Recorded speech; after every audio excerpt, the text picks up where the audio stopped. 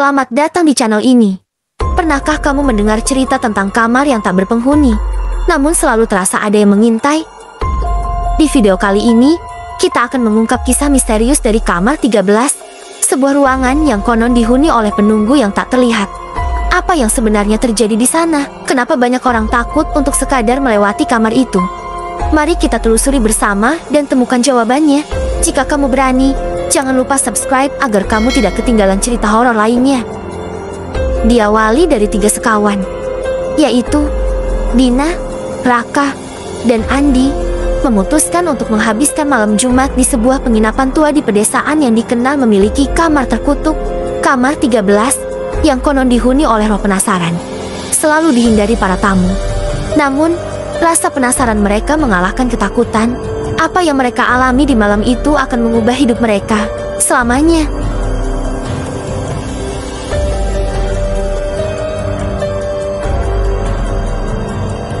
Cerita dimulai dengan 3 sahabat yang sedang dalam perjalanan ke sebuah desa terpencil.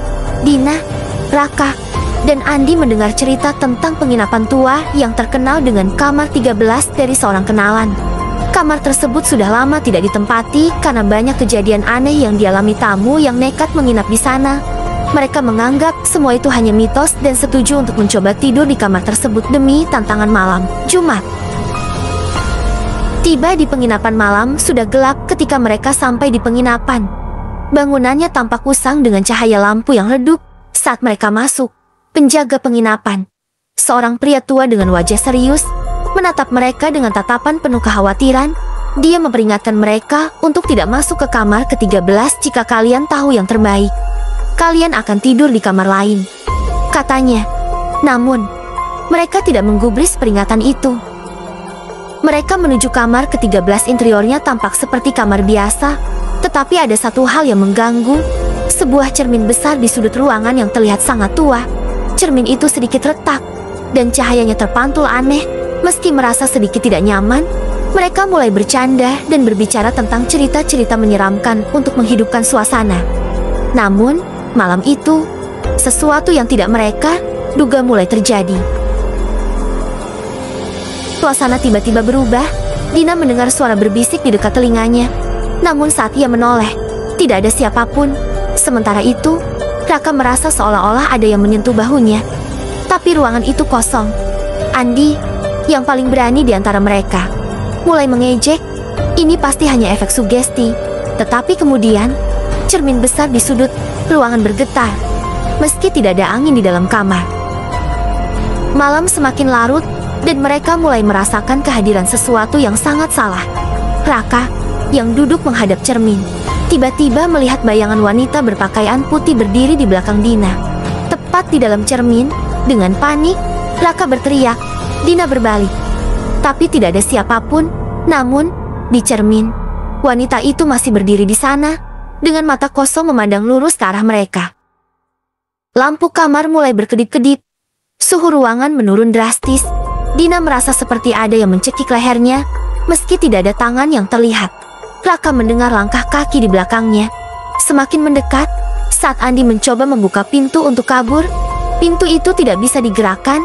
Mereka terjebak di kamar 13 dengan entitas tak terlihat yang semakin mengintensifkan kehadirannya. Dalam keputusasaan, Andi memecahkan cermin, berharap itu bisa menghentikan gangguan tersebut. Namun, setelah cermin hancur, wanita bergaun putih muncul di tengah ruangan. Wajahnya hancur dan penuh amarah. Dia mendekati mereka perlahan. Suara tangis yang menyayat terdengar di seluruh ruangan. Sosok itu menghampiri Dina, mengulurkan tangan, dan berbisik, "Aku tak akan membiarkan kalian pergi."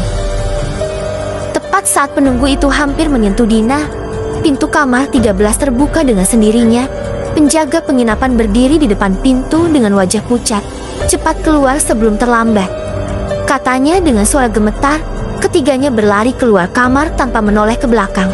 Mereka meninggalkan penginapan tanpa sepatah kata pun, tidak berani menanyakan apa yang baru saja mereka alami.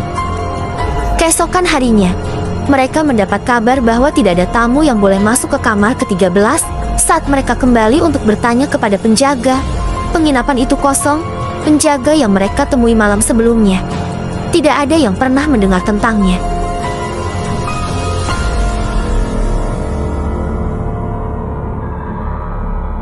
seminggu setelah kejadian di penginapan. Dina, Raka, dan Andi tidak bisa melupakan apa yang mereka alami. Meski mereka berusaha untuk kembali ke rutinitas harian, ada sesuatu yang selalu mengganggu pikiran mereka. Dina mulai sering bermimpi buruk tentang wanita bergaun putih, sementara Raka merasa terus-menerus diawasi. Andi, yang paling skeptis dari mereka, mulai mengalami kejadian aneh di rumahnya.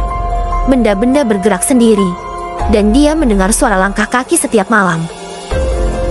Rasa penasaran mereka memuncak ketika Dina menemukan sebuah artikel lama tentang penginapan tersebut. Artikel itu mengungkapkan bahwa penginapan itu dulunya adalah rumah milik seorang wanita bernama Melati yang menghilang secara misterius di kamar ke-13. Legenda mengatakan bahwa arwah Melati gentayangan mencari keadilan atas kematiannya. Mereka akhirnya memutuskan untuk kembali ke penginapan dan menggali lebih dalam tentang misteri itu, berharap menemukan jawaban atas teror yang masih menghantui mereka. Ketika mereka kembali ke penginapan, tempat itu tampak lebih terbengkalai daripada sebelumnya. Anehnya, penjaga penginapan yang dulu memperingatkan mereka tidak terlihat dimanapun. Mereka memaksa masuk ke kamar 13, membawa beberapa peralatan untuk merekam dan menyelidiki fenomena aneh tersebut. Di dalam kamar, mereka menemukan sebuah petunjuk baru. Di bawah papan lantai yang longgar, ada kotak kayu tua yang terkunci. Setelah berhasil membuka kotak itu, mereka menemukan foto-foto lama Melati bersama seorang pria yang diduga sebagai suaminya. Ada juga surat-surat penuh amarah dan kebencian, mengisyaratkan bahwa Melati dibunuh oleh suaminya yang cemburu, dan arwahnya masih terjebak di kamar itu, mencari pembalasan. Saat mereka mencoba memahami rahasia yang tersembunyi, suasana kamar berubah drastis, angin dingin berhembus meski jendela tertutup, dan suara tangisan terdengar lagi. Kali ini lebih keras dan penuh rasa sakit. Cermin yang mereka pecahkan pada kunjungan pertama kembali utuh, dan di dalam pantulannya, mereka melihat Melati berdiri. Namun kali ini, dia tidak tampak marah, dia terlihat putus asa, seakan meminta bantuan. Dina menyadari bahwa arwah Melati tidak akan berhenti menghantui mereka sampai kebenaran terungkap dan suaminya bertanggung jawab. Tetapi karena pria itu sudah lama meninggal, satu-satunya cara untuk menghentikan Melati adalah dengan melakukan ritual pelepasan arwah yang terjebak. Mereka menghubungi seorang paranormal yang ahli dalam menangani kasus-kasus seperti ini. Sang paranormal memperingatkan mereka bahwa ritual ini sangat berbahaya, karena arwah yang penuh dendam bisa menyerang dengan kekuatan besar saat berada di ambang pembebasan. Mereka harus tetap kuat dan tidak tergoda oleh ilusi yang mungkin akan muncul selama ritual berlangsung. Di malam Jumat berikutnya, mereka kembali ke kamar 13 untuk melakukan ritual tersebut. Mereka menyalakan lilin, mengucapkan mantra yang diberikan oleh paranormal, dan menempatkan foto-foto Melati di tengah lingkaran lilin. Suasana mencekam pun semakin memuncak. Suara tangisan berubah menjadi jeritan penuh amarah, angin kencang menghempas, dan bayangan Melati muncul dari dinding, semakin mendekat. Saat arwah Melati mulai menyerang, Dina dan Raka mencoba untuk tetap fokus, sementara Andi mulai goyah, hampir terhipnotis oleh ilusi bayangan. Di tengah kekacauan itu, Melati muncul di depan mereka, berteriak tentang pengkhianatan dan pembunuhan yang dialaminya. Namun, tepat saat Andi hampir terseret ke dalam kekosongan, Dina berteriak, meminta Melati untuk melepaskan amarahnya dan pergi dengan damai. Lampu-lampu berkedip dan akhirnya padam. Dalam kegelapan, suara tangisan Melati berubah menjadi suara yang lebih tenang, sebelum akhirnya menghilang sepenuhnya. Ketika lampu kembali menyala, ruangan itu kosong, tanpa kehadiran apapun. Setelah ritual, penginapan terasa lebih damai. Seakan-akan energi gelap yang menghantui tempat itu telah hilang. Namun, meskipun arwah Melati sudah tenang, Dina, Raka, dan Andi menyadari bahwa pengalaman itu telah mengubah mereka selamanya. Mereka meninggalkan penginapan dengan perasaan lega, tapi juga dengan kesadaran bahwa dunia yang mereka anggap nyata tidak lagi sama seperti sebelumnya. Dalam perjalanan pulang, mereka bertanya-tanya apakah mungkin masih ada roh-roh lain yang belum tenang, menunggu untuk ditemukan. Mungkin di tempat yang lebih dekat dari yang mereka kira. Jika kalian menikmati cerita ini, jangan lupa like, share, dan subscribe untuk kisah-kisah misteri lainnya. Sampai jumpa di cerita selanjutnya.